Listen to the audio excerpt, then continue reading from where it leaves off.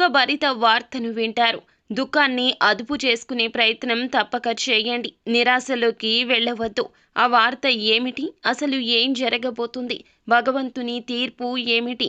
తదితర అన్ని వివరాలు ఈ వీడియోలో తెలుసుకుందాము. వీడియో నచ్చితే లైక్ చేయండి. మీ లైక్ మాకెంతో సపోర్ట్ అండ్ ఎంకరేజ్మెంట్గా ఉంటుంది. ఇక ఆలస్యం చేయకుండా మనం ఈ వీడియోలోకి వచ్చేద్దాం. పోలేరమ్మ తల్లి జ్యోతిషాలయం. మీరు ఎక్కడెక్కడో జ్యోతిష్యం చెప్పించుకొని నిరాశ చెంది ఉన్నారా? అయితే ఒక్కసారి గురువు గారికి ఫోన్ కాల్ చేయండి. దూర ప్రాంతాల్లో ఉన్న వారికి ఒకే ఒక్క ఫోన్ ద్వారా వెంటనే పరిష్కారం చెప్పబడును. మీ ముఖము, ఫోటో, చేయి, పేరు, వయస్సు, గోత్రం వాట్సాప్ చేయండి. ప్రేమ, పెళ్లి, ఉద్యోగం, రాజకీయం, విదేశీ ప్రయాణం, ధనం నిలకడ లేకపోవడం, భార్యాభర్తల మధ్య గొడవలు, ఆస్తి తగాదాలు, అప్పుల బాధలు, స్త్రీ పురుషులకు పర్సనల్గా ఎలాంటి సమస్యలున్నా పరిష్కారం చూపబడును. గురూజీ రామరాజు గారు. Phone number 9701875831. ఈ రాశి జాతకుల గురించి చెప్పుకోవాల్సింది. ఎందుకంటే ఎప్పుడూ దూకుడుగా ఉంటారు. అలాగే వీరి తెలివితేటలు అందరిలో మన్ననలు పొందుతూనే ఉంటాయి. మంచి చెడు ఆలోచించినాకనే కార్య సాధన చేస్తారు. అతీంద్రియ విద్యపై ఆసక్తి ఎక్కువ. అంతేకాకుండా బంధాలను నిలబెట్టుకోవడానికి ఎంత దూరమైనా సరే వెళ్తారు. ఒక అడుగు వెనక్కి వేస్తారు తప్పితే బంధాలను విడిచిపెట్టే స్వభావం కాదు. అయితే ముఖ్యంగా ఈ యొక్క జాతకం ప్రకారం దినఫలాల్లో చూస్తే ఊహించని ఒక దుఃఖభరిత వార్త వింటారు. మీ యొక్క సన్నిహితులకు సంబంధించింది కావచ్చు, మీ యొక్క బంధువులకు సంబంధించింది కావచ్చు, ఏదైనా వినకూడని ఒక వార్త వింటారు.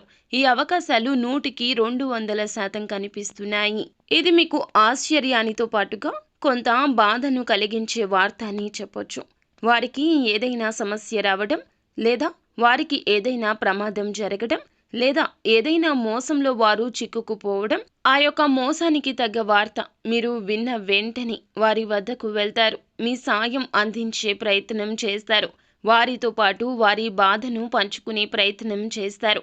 వారి కోసం మీరు భగవంతుణ్ణి మనస్ఫూర్తిగా ప్రార్థించండి. మీ యొక్క బంధువులు, సన్నిహితులు, మీకు పరిచయం ఉన్న వ్యక్తులు, కుటుంబ సభ్యులు, ఇలా ఎవరైనా సరే వారి తరపున భగవంతుణ్ణి ప్రార్థించండి. వారికి పొంచి ఉన్న ప్రమాదం నుంచి వారిని కాపాడమంటూ ఆ భగవంతుణ్ణి వేడుకోండి. అలాగే ఆ భగవంతుని ఆలయానికి వెళ్ళి భగవంతుణ్ణి దర్శించుకోండి.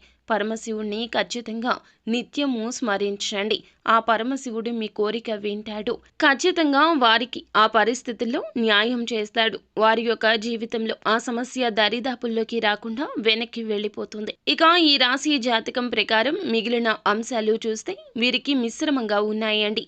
చాలా కాలం నుంచి నూతన ఉద్యోగాల కోసం ప్రయత్నం చేస్తున్న వారి ముందులకు ఒక అవకాశం అయితే రాబోతుంది. కానీ ఆ అవకాశాన్ని మీరు జార విడుచుకునే పరిస్థితులున్నాయి. కాబట్టి ఏ నిర్ణయం తీసుకోవాలి అనుకున్నా సరే అనుభవజ్ఞుల సలహాతో ముందుకు వెళ్ళడం చాలా ఉత్తమం.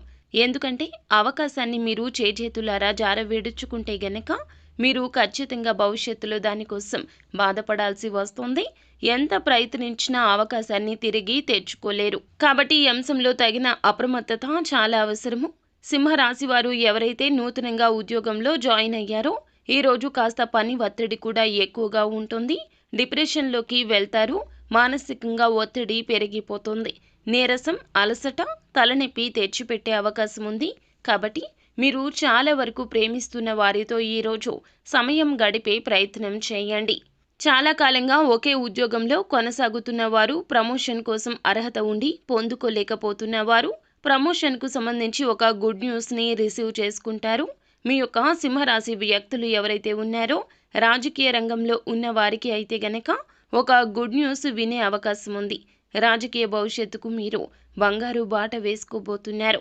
ఈరోజు దినఫలాల ప్రకారం మీరు చేసే ఒక పని సంఘంలో మీకు మంచి పేరు తెచ్చిపెడుతుంది. తెలియకుండానే మీ యొక్క గౌరవాన్ని పెంచే పని చేస్తారు. వ్యాపారస్తులకు సానుకూలంగా ఉన్నది.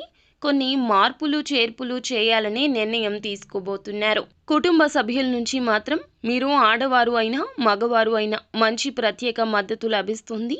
ప్రత్యేకమైన రంగాలకు సంబంధించిన వారు ఆయా రంగాల్లో అవకాశాలు అందిపుచ్చుకుంటారు. ఈ విధంగా మిశ్రమమైన ఫలితాలు పొందుకుంటారు.